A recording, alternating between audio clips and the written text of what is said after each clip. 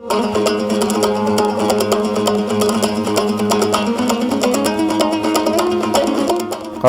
салып жатқан санымыз Назарбаев зияткерлік мектебі 720 орындық.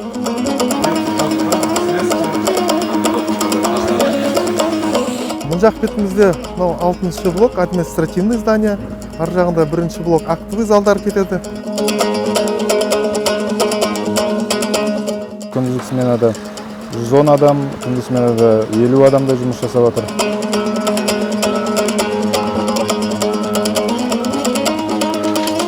Осы мектептің тезірек бітіріп, балдарына оқуға түсуге әрекет жасап жатырмыз.